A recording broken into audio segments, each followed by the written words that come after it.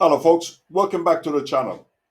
Let's do another prediction on this upcoming fight between Oshaquie Foster, I hope I said his name right, against Abraham Nova for the WBC Super Featherweight title on Friday, February 16th, 2024. Let's see if I can make it 8 wins out of 10. Well, let's look at when Oshaquie Foster and Eduardo Hernandez stepped into the ring. Fans anticipated fireworks, but Foster's performance left many scratching their heads, despite having Hernandez on the ropes in several rounds. Foster failed to capitalize on his chances to finish the fight early. Hernandez, showing signs of weariness in the ninth round, dropped his guard multiple times, particularly begging for a knockout blow. Yet Foster, perhaps overconfident, allowed Hernandez to catch his breath and regain his composure. Let's have a look at one of the rounds where Foster had the opportunity to get rid of Hernandez, but especially in round 9. Hernandez was knackered, absolutely shattered, but Foster let him off the hook. He had 3 minutes to get rid of Hernandez, send him home, but Foster let him off the hook. So when the bell rang, Hernandez had the opportunity to go to his corner and get his breath back. Now it's Hernandez just waiting along the ropes, nothing coming from Foster there. Round 9 underway. One thing to keep an eye on is the stamina of Rocky Hernandez. It has been a while since he's had to go rounds, certainly not at this high level, and Hernandez has had some issues making weight in recent fights as well. And the interesting thing is that Rocky's backing up right now. Is he doing that because he's setting up a trap, or is he fatigued? Is he tired? That's the question. And if I'm the champion, Foster, I'm definitely pressing the action right now. Because I think this is more of a sign of fatigue. Claudia, you were just in the corner of Oshaquie Foster. What's going on over there? Spoke with Bobby Benton. I asked him how he had the fight scored right now. He says he sees Foster winning, but he's aware that the scores are not favoring him. So he has to come forward. Foster has to close the gap and be the first one. Start not only the aggression, but close the rounds.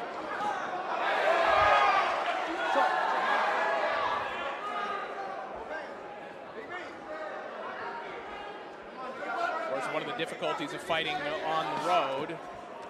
The crowd is going to react to everything that Rocky's doing. They're going to antagonize you anytime you hold. Nice right hand there from Foster. And Gabe, what are you seeing right now? Hernandez still backing up. Is this fatigue? I don't understand it because he was doing great applying the pressure, and he was in full control when he applied the pressure. You know, it's not a wide fight. You don't know how the judges are scoring it, but I felt that Rocky's in control as he steps forward and presses the action.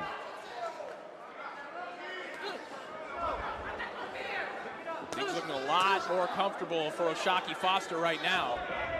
This is exactly the pace that he wants to be fighting at. Yeah, you don't want to switch the momentum. You want to keep it on your side if you're Rocky. Now, Foster's pressing the action, and he's the one scoring.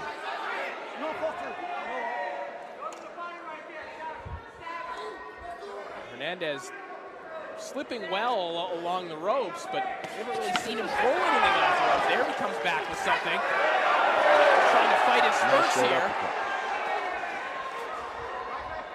Final 30 seconds of round 9. You know, it could be that Hernandez is saving himself for the championship rounds and took a round off. You really think so? That this is a world championship fight. I mean, you cannot risk that. I'll certainly be very curious as to what the Hernandez corner is thinking of this. Is this a deliberate strategy? Is this Hernandez starting to tire? Nonetheless, when he is fighting in spurts, he's having his moments. The 11th round saw Foster finally land a punishing blow, rocking Hernandez and sending shockwaves through the arena. However, to everyone's surprise, Foster couldn't seal the deal, and Hernandez, fueled by sheer determination, fought back with a vengeance. The two engaged in a toe-to-toe slugfest, showcasing the kind of heart and grit that boxing fans live for. To me, it was round for the ages, a contender for the year's best round. In this fight, and really the most aggressive, the most spiteful, to use the UK commentary term. The most spiteful work has come from Foster. At that, Hernandez is in trouble. Just as we say that, Foster has found the shot. Hernandez in absolute disarray. And there's a lot of round left. Rocky holding on to dear life. An eternity for Hernandez to survive. The it looks champion. like Foster's going to finish this one. Rocky is not looking good.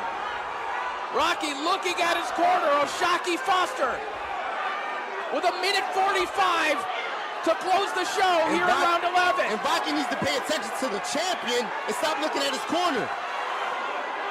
He's hurt bad. Hernandez looks absolutely out of it. He is not focusing at all. Foster all over him. He cannot go into this exchange.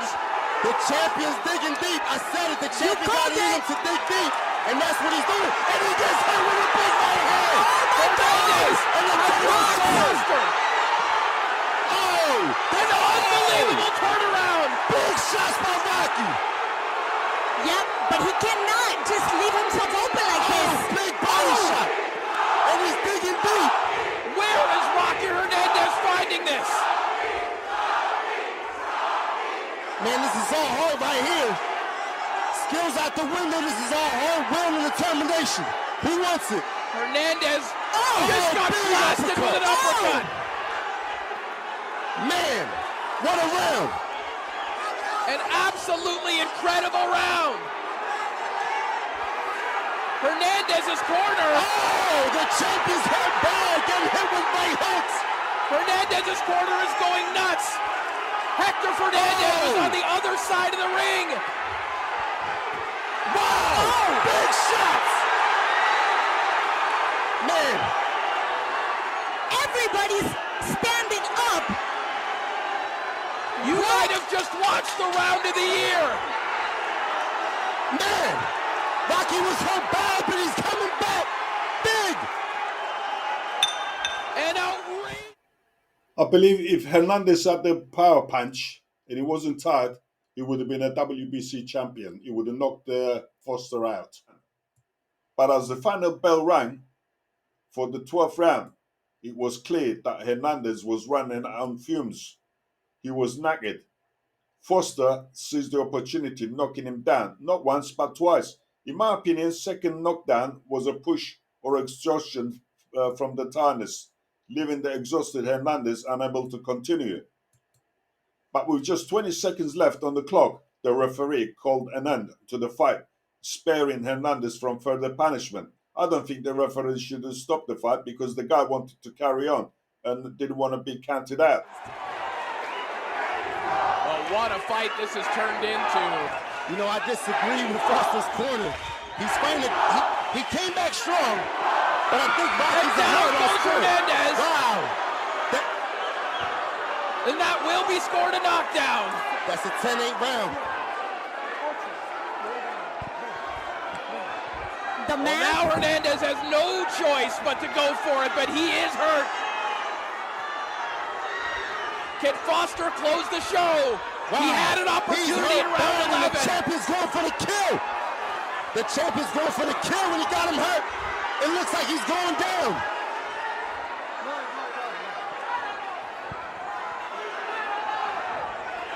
Hernandez said he's willing to go down like a champion. Foster tried to keep him down to ensure victory. The blood pouring out of the face of Rocky Hernandez, and he crumbles to the mat. The crowd is silenced here in Cancun. This is now a 10-7 round. Not reacting well to the official right now. 45 seconds remaining. Man, Hernandez all over the place. The champion got to keep pressing, but Rocky got to hold on. Rocky don't know how to hold on. He doesn't want to hold on. He has to. Foster he has to. goes for it. So, verdict. Foster's performance was rollercoaster of missed opportunities and moments of brilliance. While he displayed flashes of power and skill, his inability to finish Hernandez earlier raises question about his killer instinct and stamina. Now let's go on to Abraham Noah, a rising star in the super featherweight division. Despite his impressive record, doubts linger about his ability to take on Foster. His recent opponents may not have posed much of a challenge, but Noah has shown flashes of brilliance, particularly in his knockout victory over Jonathan Romero. To be honest, Jonathan Romero just turned up for the paycheck. The eyes tell it all. The eyes. Look at the eyes of Romero. He's fine. He's fine. Anticipating the punch, and just once he saw it, he reacted to it. But then you see Nova coming back with his vicious assault. I mean, that right hand from Nova, every time he lands it flush, sends Romero reeling back. And there it is! His inertia's taking him to his right side. You see that. But beautiful shot. Set up off a nice little jab right there. Took his eyes to the jab. Yes. Ooh, good right hand over the top. Whoa, another overhand right, and Romero slides his face along the mat. However, his inability to finish Adam Lopez in the last bout raises concern about his killer instinct.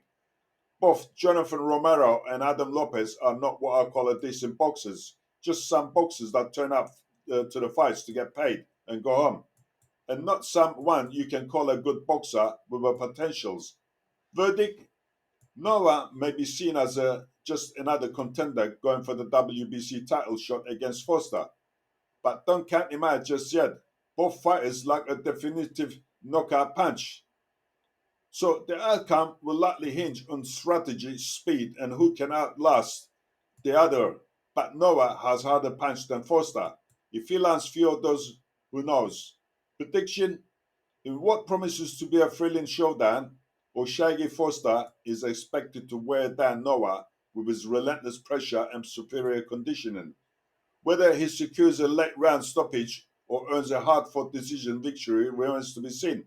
But one thing's for sure, it's going to be a fight to remember. Long as Foster don't get caught with one of Nova's uppercuts. Thanks for watching, folks.